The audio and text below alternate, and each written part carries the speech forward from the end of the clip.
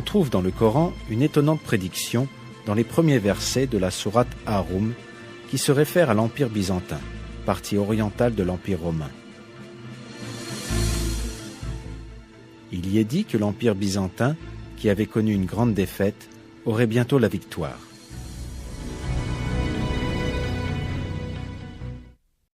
Bismillahirrahmanirrahim. Alif Lam Mim.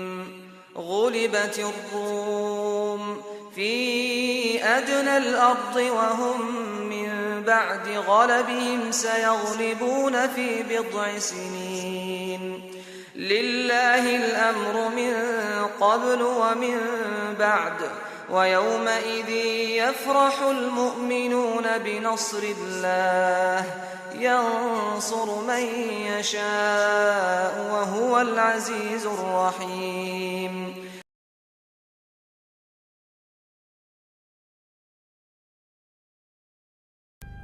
Ces versets furent révélés vers l'an 620 de l'ère chrétienne, près de 7 ans après la défaite cinglante infligée par les Perses aux chrétiens de Byzance en 613-614.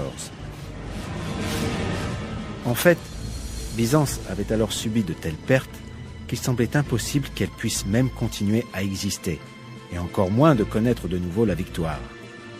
Après avoir défait les Byzantins à Antioche en 613, les Perses prirent le contrôle de Damas, de la Cilicie, de Tarse, de l'Arménie et de Jérusalem. La perte de Jérusalem en 614 était particulièrement traumatisante pour les Byzantins, car l'église du Saint-Sépulcre fut détruite et les Perses s'emparèrent de la vraie croix, symbole de la chrétienté. En plus des Perses, les Avars, les Slaves et les Lombards constituaient également de graves menaces pour l'Empire byzantin. Les Avars étaient arrivés jusqu'au mur de Constantinople. L'empereur byzantin, Héraclius, avait ordonné de faire fondre l'or et l'argent des églises et d'en faire des pièces de monnaie afin de faire face aux dépenses de l'armée. De nombreux gouverneurs s'étaient révoltés contre l'empereur Héraclius et Byzance était au bord de l'effondrement. La Mésopotamie, la Cilicie, la Syrie, la Palestine, l'Égypte et l'Arménie, qui avaient auparavant appartenu à Byzance, avaient été envahies par les Perses idolâtres. En bref, tout le monde s'attendait à ce que l'Empire byzantin soit anéanti. C'est à ce moment-là que les premiers versets de la sourate Ar-Rum ont été révélés, annonçant que Byzance triompherait à nouveau dans quelques années. Le mot arabe Bidi veut dire un nombre de 3 à 9 moins de 10. Cette victoire semblait tellement impossible que les polythéistes arabes pensaient que la victoire annoncée dans le Coran n'aurait jamais lieu.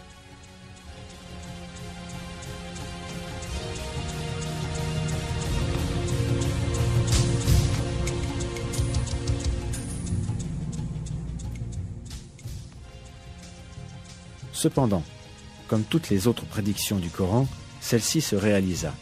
En 622, l'empereur Héraclius gagna un certain nombre de victoires sur les Perses et reconquit l'Arménie. En décembre 627 de l'ère chrétienne, une bataille décisive eut lieu entre Byzance et l'Empire perse à Ninive, à 50 km à l'est du Tigre, près de Bagdad. Cette fois encore, l'armée byzantine vainquit les Perses. Quelques mois plus tard, ces derniers durent conclure un accord de paix avec Byzance et furent obligés de rendre les territoires qu'ils avaient pris à l'Empire byzantin. La victoire de Byzance fut totale lorsque l'empereur Héraclius vainquit le dirigeant perse Khosroès II en 630, qu'il reconquit Jérusalem et récupéra la vraie croix pour l'église du Saint-Sépulcre. En fin de compte, la victoire des Byzantins annoncée par Dieu dans le Coran s'était miraculeusement réalisée dans la période de temps affirmée par le Coran, c'est-à-dire une durée allant de 3 à 9 ans.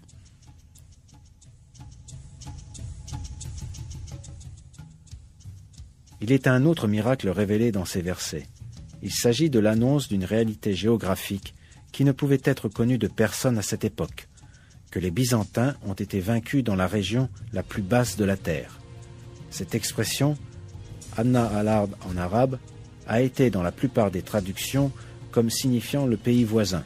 Cependant, ce n'est pas le sens littéral de l'expression, mais plutôt une interprétation au sens figuré. Le mot Anna en arabe est dérivé du mot Dani qui signifie bas et Ard signifie la terre. Donc, l'expression Anna al-Ard signifie l'endroit le plus bas de la terre.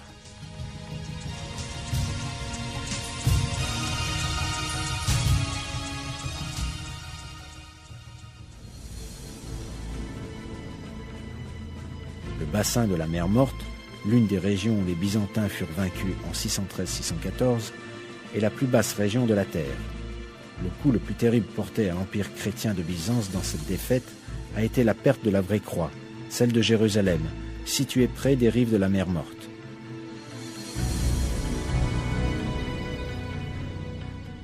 La mer Morte, située à 417 mètres sous le niveau de la mer, est le point le plus bas du globe.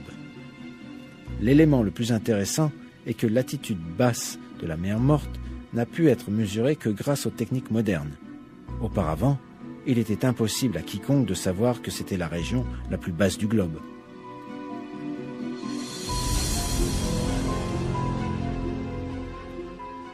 Pourtant, le Coran l'affirme. C'est encore une preuve que le Coran est une révélation divine.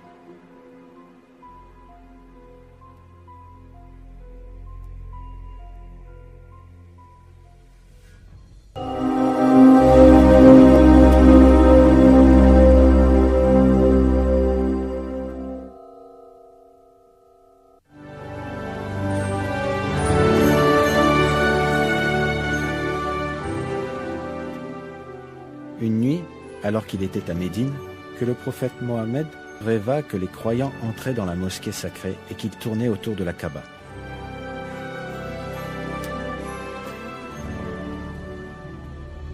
Dans le verset 27 de la sourate Al-Fatih, Dieu révéla au prophète qu'il l'aiderait et le soutiendrait, que le rêve était véridique et que les croyants entreraient à la Mecque.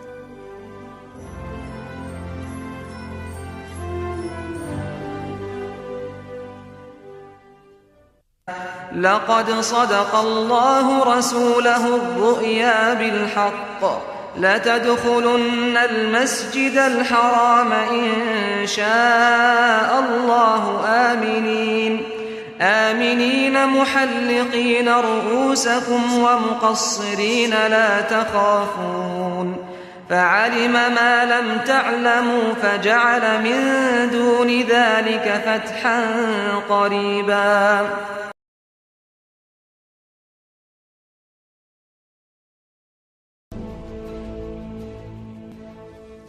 Le fait est, cependant, qu'à l'époque où notre prophète, paix et salutations de Dieu soient sur lui, révéla ces bonnes nouvelles aux croyants, la situation n'était pas du tout appropriée. Les croyants qui avaient émigré de la Mecque vers Médine avec lui n'avaient pu y retourner depuis.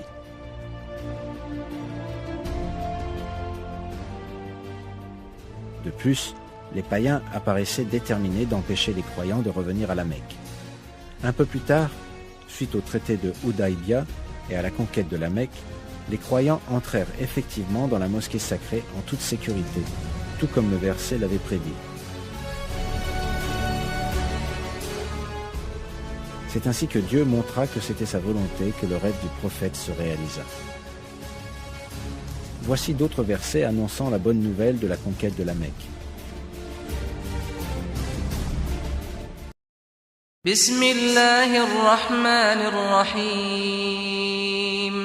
Inna fatahna laka fathan mubina.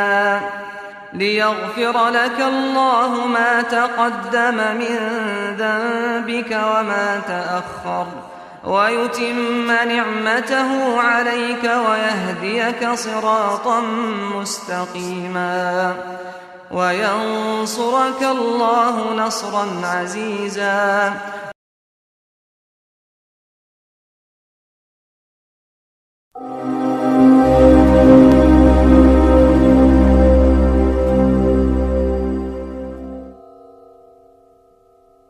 وقضينا إلى بني إسرائيل في الكتاب لتفسدن في الأرض مرتين ولتعلن علوا كبيرا فإذا جاء وعد أولاهما بعثنا عليكم عبادا لنا أولي بأس شديد فجاسوا خلال الديار وكان وعدا مفعولا ثم رددنا لكم الكرة عليهم وأمددناكم بأموال وبنين وجعلناكم أكثر نفيرا إن أحسنتم أحسنتم لأنفسكم وإن أسأتم فلها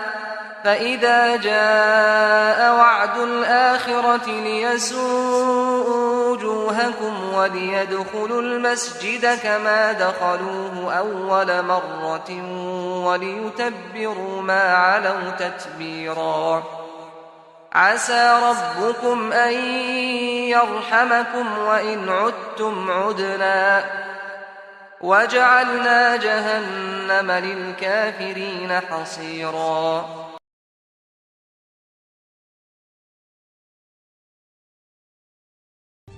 Comme ces versets le révèlent, les enfants d'Israël allaient semer la corruption par 2 fois sur terre. Quand ils assassinèrent le prophète Jean et complotèrent pour tuer le prophète Jésus, ils furent exilés de Jérusalem par les Romains en 70 et errèrent dans le monde entier.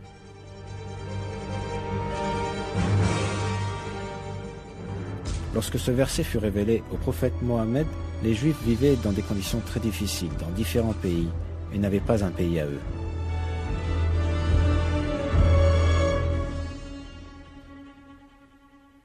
Mais Dieu dit aux enfants d'Israël qu'un jour ils recouvreraient leur force. Cependant, à cette époque-là, il y avait très peu d'éventualités pour que cela ait lieu.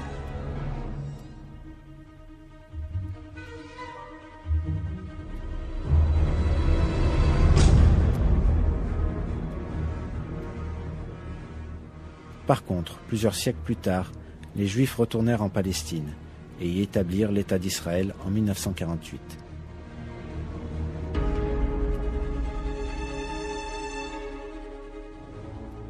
Subséquemment, les attitudes des groupes racistes vivant en Israël ont conduit le Moyen-Orient vers des troubles.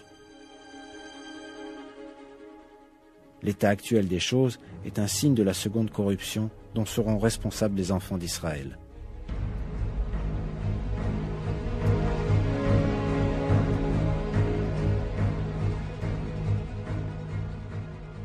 Certains groupes racistes et extrémistes ont besoin de se montrer indulgents, comme le recommande notre Seigneur.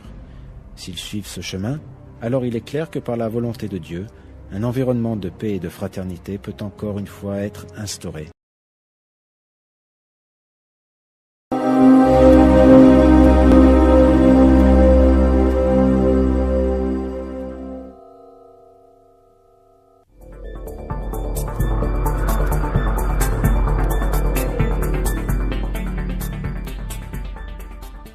L'exploration de l'espace par l'humanité a été accélérée par l'envoi par les soviétiques du satellite Sputnik le 4 octobre 1957, puis du lancement de Vostok 1 en 1961, avec à son bord Youri Gagarin, le premier homme à avoir jamais quitté l'atmosphère terrestre.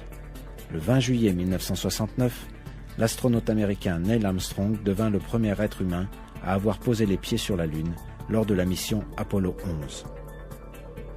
En fait, le Coran révéla que de tels développements et réalisations auraient lieu un jour. Par exemple, Dieu attire notre attention sur cela à travers les versets suivants.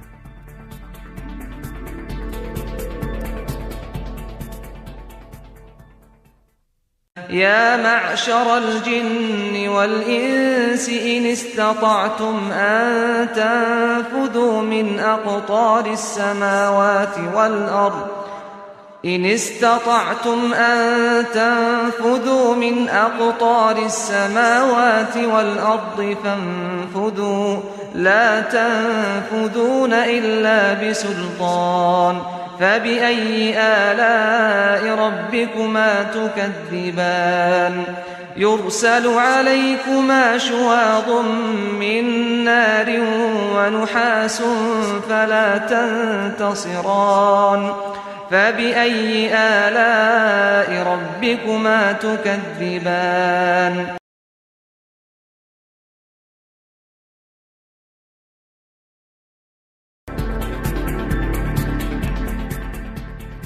Un examen attentif révèle que le verset suivant souligne le fait que l'humanité pourra un jour explorer les profondeurs de la Terre et de l'espace, et cela seulement grâce à un pouvoir supérieur.